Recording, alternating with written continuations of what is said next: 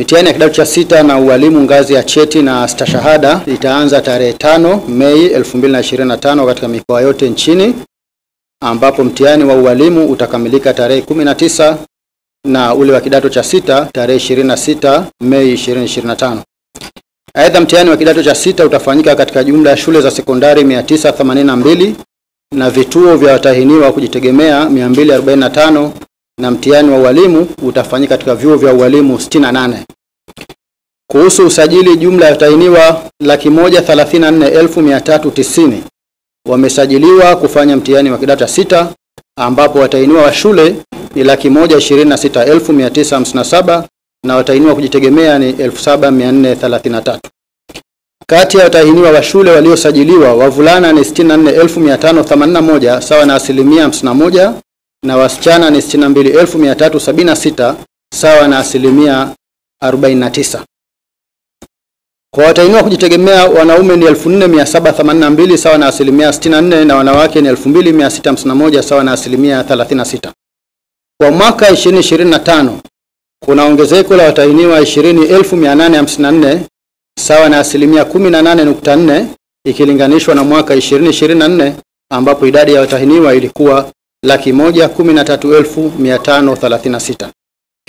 Kwa upande wa mtihani wa ualimu, jumla ya watahiniwa 10,895 wamesajiliwa, ambapo kati yao 3,100 ni wa ngazi ya stashahada na 7,795 ni wa ngazi ya cheti. Kwa ngazi ya stashahada, wanaume ni 1,751 sawa na 57%, na wanawake ni 1,349 sawa na 43%. Aidha, kwa ngazi ya cheti, watahiniwa 3,808 sawa na 49% ni wanaume, na watahiniwa 3,987 sawa na 51% ni wanawake. Kuhusu maandalizi ya mitihani hii, baraza limekamilisha usambazaji wa mitihani husika, vijitabu vya kujibia na nyaraka zote muhimu katika mikoa yote nchini. Aidha, baraza kupitia kamati za mitihani za mikoa na halmashauri limeendesha semina kwa wasimamizi wote pamoja na kuhakikisha kuwa mazingira ya vituo vya mitihani ni tulivu na salama kwa ufanyikaji wa mitihani hii. Ndugu wanahabari, mtihani wa kidato cha 6 ni muhimu kwa wanafunzi na jamii kwa ujumla, kwani hupima maarifa, stadi na umahiri wa wanafunzi katika maeneo waliojifunza kwa kipindi cha miaka miwili ya elimu ya sekondari ya juu, ambapo matokeo yake hutumika kuchagua wanafunzi wanaojiunga na vyuo vikuu pamoja na vyuo vya kati katika fani mbalimbali za utaalamu wa kazi. Kwa upande wa mtihani wa walimu, lengo ni kupata walimu makini ambao watafundisha katika ngazi ya elimu ya msingi na sekondari.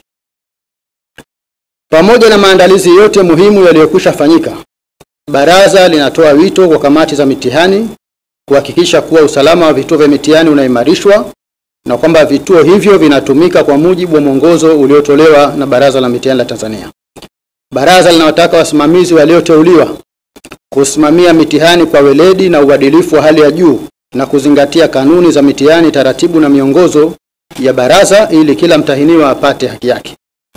Aidha, wasimamizi wahakikishe watahiniwa wenye mahitaji maalum wanapata haki zao za msingi, ikiwemo kuwapa mitihani yenye maandishi ya nukta nundu kwa watahiniwa wasioona na maandishi yaliyokuzwa kwa watahiniwa wenye uoni hafifu. Aidha, watahiniwa wenye mahitaji maalum waongezewe muda wa dakika 20 kwa kila saa kwa somo la hisabati na dakika 10 kwa kila saa kwa masomo mengine kama kanuni za mitihani zinavyoelekeza.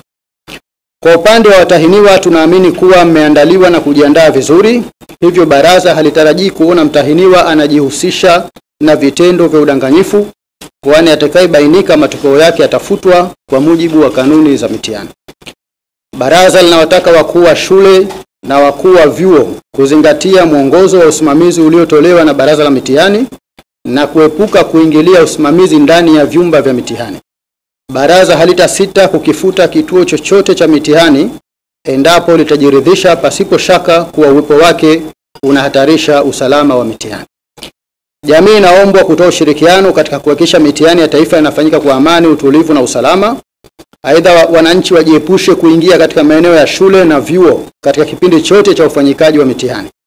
Taarifa kuhusu uwepo wa viashiria na vitendo vya udanganyifu na hujuma katika mitihani iwasilishwe katika vyombo vya usalama pamoja na Baraza la Mitihani